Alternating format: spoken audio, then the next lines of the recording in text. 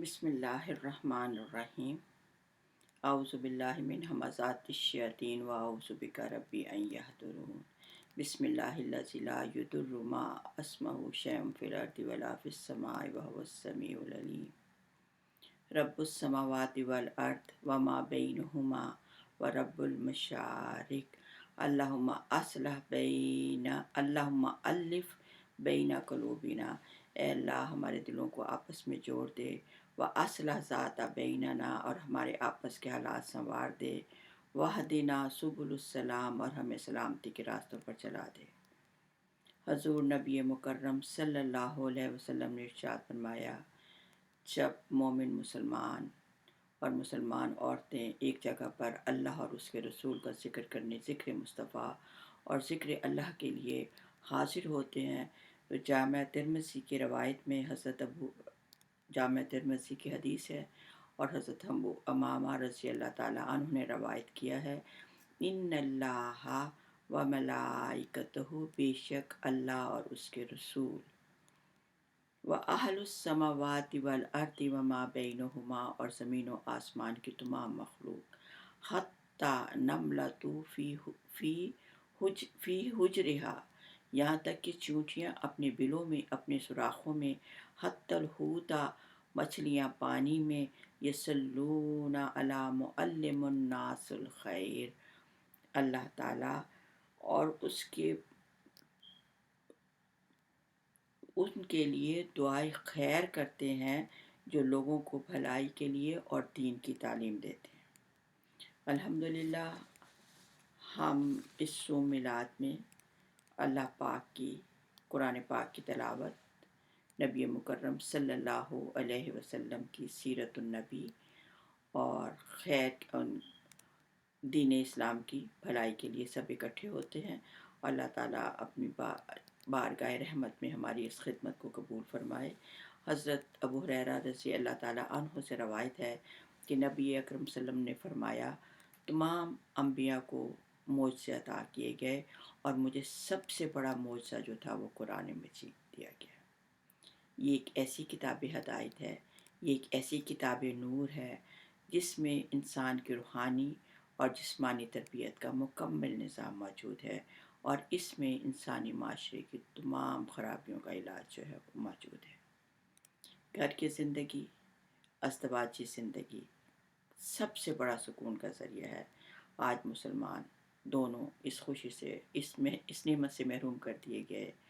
وہ خوشیاں اور سکون حاصل کرنے کے لیے ہوٹلوں میں کھانے کھاتے ہیں، بازار جاتے ہیں، سیر و تفریح کرتے ہیں، دور دور ملکوں پہ سیر و تفریح حاصل کرتے ہیں کہ شاید ہمارے دلوں کو سکون اور خوشی حاصل ہو، اسٹریس سے نکلنے کے لیے، حالانکہ خوشیوں کے سوتے جو چشمے جو ہیں وہ ان کے اپنے گھروں میں پھوٹتے ہیں۔ اور اللہ نے ارشاد فرمایا، ہن لباس لکم وانتم لباس ہن، جس طرح لباس جسم کے عیبوں کو چھپاتا ہے، اسی طرح شوہر اور بیوی کا اخلاقی کمال یہ ہے کہ وہ دونوں ایک دوسرے کی کمزوری کو چھپائیں اور آپس میں صرف ایک دوسرے کی خوبیوں کو نگاہ میں رکھیں۔ سیرت نبوی صلی اللہ علیہ وسلم کی اس میں بہت سی مثالیں ملتی ہیں کہ جب حضرت صلی اللہ علیہ وسلم بیرونی حالات سے متاثر ہو کر، غم زدہ اور دکھی ہو کر گھر واپس لوٹتے تو آپ کی شریک حیات حضرت خدیجہ رضی اللہ تعالیٰ عنہ آپ کو اتنے پیارے انداز سے تسلی دیتی کہ آپ کا دکھ جو تھا وہ خوشی میں تبدیل ہو جاتا۔ اسلام نے نکاح کو خاندان کی بنیاد قرار دیا اور زوجین کو ایک دوسرے کے فرائض مقرر کیے گئے۔ بیوی پر شوہر کے فرائض ہیں اور شوہر پر بیوی کے حقوق ہیں، البتہ مردوں کو ان پر فضیلت دی گئی۔ الرجال قوامون علی النساء، مرد عورتوں کے محافظ ہیں، اس وجہ سے وہ اپنے مال مردوں پر خرچ کرتے ہیں، لیکن عورتیں بھی جو ہیں وہ کم نہیں۔ عورت کی اپنی ایک حیثیت ہے، اس کا اپنا ایک درجہ مقام ہے جو اسے اللہ رب العزت نے عطا کیا۔ اور آج میں ان خواتین کا ذکر کروں گی جنہیں اللہ تعالیٰ نے، مرد کامل ہوئے مگر وہ عورتیں کامل عورتیں تھیں۔ سب سے پہلے جو سب سے زیادہ بڑے ظالم اور جابر کے مقابلے میں خدائی دعویٰ کرنے والے فرعون کے مقابلے میں شجاعانہ انداز میں کھڑا ہوا، وہ کوئی مرد نہیں تھا، وہ عورت تھی، حضرت آسیہ رضی اللہ تعالیٰ عنہ۔ وہ اپنے آپ کو خدا کہا، وہ کہتا تھا انا ربکم الاعلی، اور جو اس کو نہیں مانتا تھا اس کو بڑی سخت سزائیں دیتا تھا۔ تو حضرت آسیہ رضی اللہ تعالیٰ عنہ نے اپنے گھر میں اس بچے کو اپنی عقل مندی اور حکمت سے فرعون کو مائل کیا کہ ہم اس بچے کو اپنا بیٹا بنا لیتے ہیں اور اس کو اپنے گھر میں رکھتے ہیں۔ پھر جب اسے یہ معلوم ہوا، جب بچہ بڑا ہوا اور انہوں نے اللہ کی اللہ کی الہ واحد کی، الہکم الہ واحد کی تبلیغ کی، تو وہ جو تھا وہ حضرت آسیہ کا جو تھا وہ دشمن ہو گیا، اور یہاں تک کہ اس نے دھوپ میں کیلیں پاؤں اور ہاتھ میں ٹھوکر زمین پر لٹا دیا۔ تو وہ اللہ تعالیٰ نے مومنوں کے لیے ایک مثال قائم کی حضرت آسیہ علیہ السلام، کہ اس وقت بھی وہ روئی نہیں، پیٹی نہیں، بلکہ اپنے اللہ سے فریاد کرتی تھی۔ اتنے پیارے الفاظ ہیں، مجھے بھی بہت اچھے لگتے ہیں۔ رب ابن لی عندک بیتا فی الجنہ ونجنی من فرعون وعملہ ونجنی من القوم الظالمین۔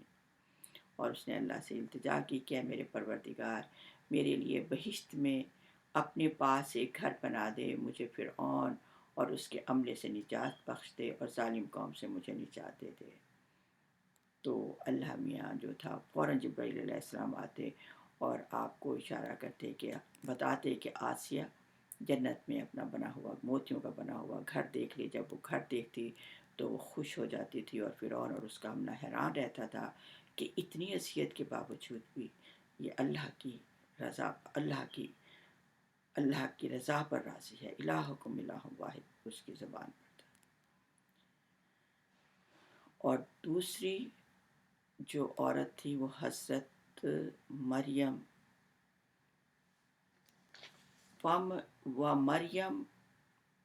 ومریم البنات عمران التی احسنت فرجها فنفخنا فیہ من روحنا وصدقت بکلمات ربها وکتبہ وکانت من القانتین۔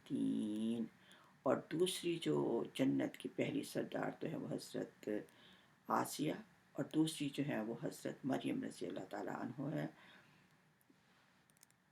مریم علیہ السلام جنہوں نے اپنی شرمگاہ کو محفوظ رکھا، تو ہم نے اس میں اپنی روح پھونک دی، اور وہ اپنے پروردگار کے کلام اور اس کی کتابوں کو برحق سمجھتی تھی اور اللہ کی فرما برداروں میں سے تھی۔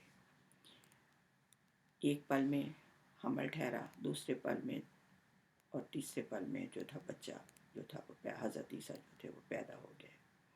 فَإِذَا جَاءَ الْمَخَاصُ إِلَىٰ جِسْمِ النَّخْلَةِ، پھر جب درد ذیل میں تکلیف میں وہ کھجور کے تنے کی طرف لے آئی، اس دکھ میں چلی، چھوڑ دیا تھا وہاں سے، جو ہیکل جو تھا بیت المقدس کو چھوڑ کے باہر آ گئی تھی، جنگلوں میں چلی گئی تھی۔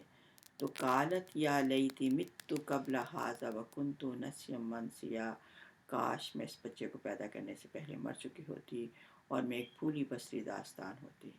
اللہ نے آواز دی کہ خوشخبری دی اس کو کہ میں نے تیرے لیے پانی کا چشمہ جاری کر دیا ہے، کھجور کے تنوں کو ہلا، ٹھنڈا پانی پی، اور کھجوریں کھا، اور اس کو اپنی قوم کے پاس لے جا۔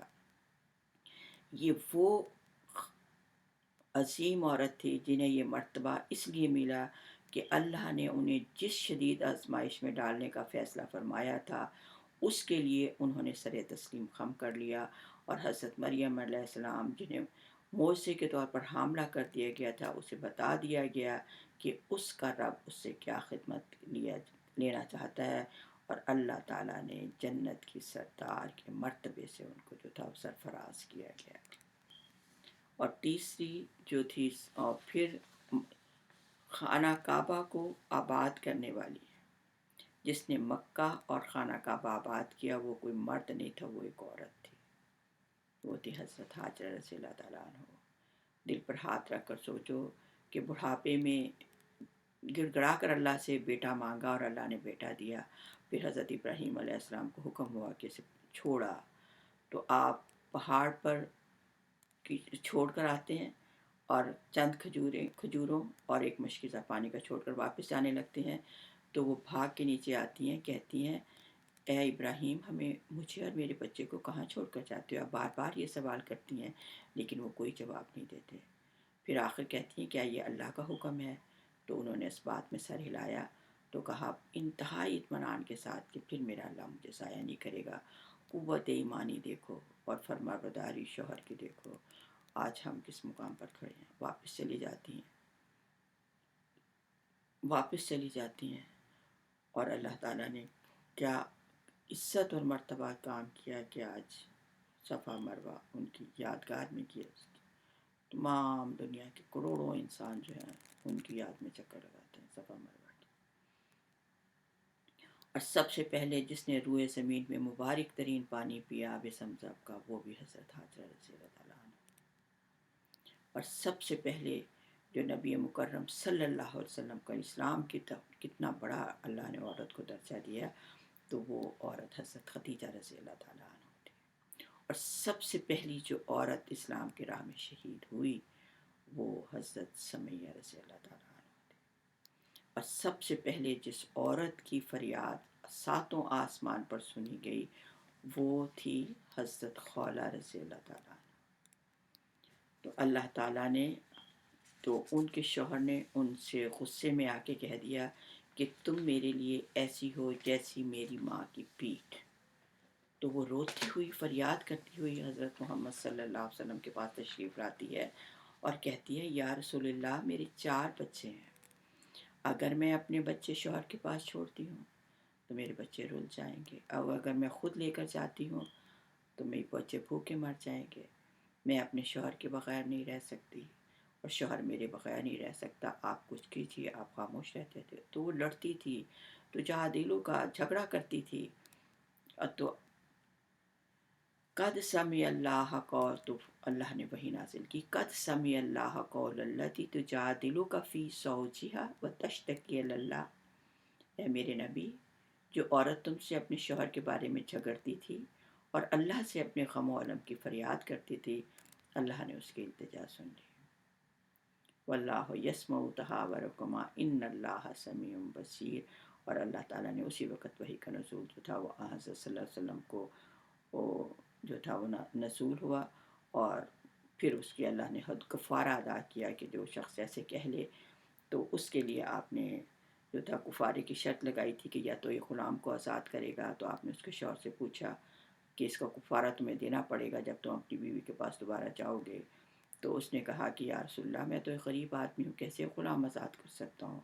پھر کہا 60 مسکینوں کو کھانا کھلاؤ گے؟ اس نے کہا یا رسول اللہ، میں تو یہ بھی نہیں کر سکتا۔ پھر کہا کہ پھر 3 ماہ کے لگاتار روزے رکھنے ہیں؟ تو اس نے کہا یا رسول اللہ، میں بوڑھا آدمی ہوں، کیسے 3 ماہ کے روزے رکھوں گا؟ پھر حضرت صلی اللہ علیہ وسلم نے اس کا کفارہ جو تھا وہ خود ادا کیا، اور وہ خوشی خوشی جو تھی وہ اپنے گھر سے چلی گئی۔ پھر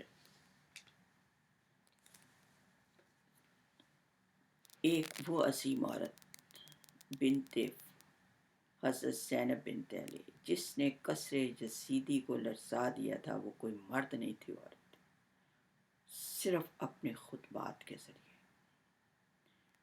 وہ قرآن کے ساتھ جڑی ہوئی تھی، ہر بات کا جواب قرآن کی روشنی میں دیتی، اتنے سخت حالات میں کہ سارے خاندان کے جو تھے تمام سوائے حضرت امام زین العابدین کے سب مرد جو تھے وہ اللہ کی راہ میں شہید کر دیے تھے۔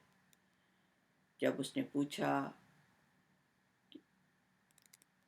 بادشاہ وقت نے اس سے، تو عبداللہ ابن زیاد نے، کہ حضرت خدیجہ رضی اللہ تعالیٰ عنہ، آپ نے اپنے بھائی کے معاملے میں اللہ کو کیسا پایا، یعنی خوشی میں کہا، تو کہا کہ قرآن کی حدیث اس میں روشنی میں کہا کہ ہم نے ہمیشہ اللہ کو ہر معاملے میں اچھا پایا۔ تو کیا سمجھتا ہے کہ سب کچھ تیری منشا اور تیری مرضی سے ہوتا ہے؟ یہ سب یدبر الامر من السماء الی الارض، ہر بات میں قرآن سے کہ تمام احکام زمین کے اللہ کے حکم سے ہوتے ہیں۔ اور آج وہ جنت ہمیشہ رہنے والی جنت میں داخل کر دیے گئے ہیں، ان کو یحلونہا حریر اور ریشم کے لباس انہیں پہنائے گئے، سونوں کے تاجوں سے مزین کیا، اور اب ایسی جنت میں داخل ہیں جہاں ہمیشہ کے لیے سکون رہے گا۔ تو ڈرتے تھے مرد سارے یزیدی دربار کے، سارے یزید اور اس کے جو اس کے تھے، اور تو پھر ان کو یعنی قید تو کر نہیں سکتے تھے کہ بغاوت ہو جائے گی پھر، تو پھر ان کو مدینے سے نکال دیا گیا۔ تو اس وقت ان کی ہمت اور حوصلے کی میں کہتی ہوں داد، تو یہ نہیں کہتی تھی کہ اللہ سے شکایت نہیں کرتی تھی، فریاد نہیں کرتی تھی، بلکہ کہتی تھی میرا اللہ مجھ سے اب دوسری جگہ خدمت لینا چاہتا ہے کہ میں وہاں اپنے اللہ اور اپنے نانا اور اپنے بھائی کے دین کی تبلیغ کروں۔ پھر وہ کوفہ میں چلی گئیں، کوفے میں سے پھر نکال دیا گیا، وہاں پہ بھی حالات جو تھے، لوگ ان کی طرف جوک دور جوڑ، سارے لوگ ان کے آگے پیچھے ہو گئے، تو پھر وہاں سے ایک جگہ شہر سے نکالتے تو دوسرے شہر میں آپ کو بھیج دیا جاتا تھا، اور اللہ کی رضا کے خاطر جو تھی وہ عورتیں یہ سب کچھ کرتی تھیں۔ آج ہم عورتوں نے دیکھنا ہے کہ ہم کس مقام پر کھڑے ہیں، اور ہر عورت کو یہ مبارک ہو کہ اللہ نے اس سے کتنی عظمت اور کتنی عزت سے نوازا، کہ وہ مرد کامل ہوئے، لیکن عورتوں میں کامل جو تھی وہ عورتیں تھیں۔ آج عورتوں کی فضیلت کی جو ہے وہ بتا رہی ہوں۔ اور آخر میں میری دعا ہے کہ اللہ تعالی ہم سب کو دین اسلام کی تعلیمات پر عمل پیرا ہونے کی توفیق عطا فرمائے۔ جیسے دودھ کے ساتھ دودھ کی سفیدی جڑی ہوئی ہے اور شہد کے ساتھ شہد کی مٹھاس جڑی ہوئی ہے، ایسے ہی نبی کریم صلی اللہ علیہ وسلم کے طریقوں کے ساتھ دونوں جہانوں کی کامیابی جڑی ہوئی ہے۔ اے اللہ پاک نبی کریم صلی اللہ علیہ وسلم اور صحابہ کرام کی محبت ہمارے دلوں پر غالب کر دے، آمین یا رب العالمین۔ سبحان ربک رب العزت عما یصفون، سلام علی المرسلین والحمد للہ رب العالمین۔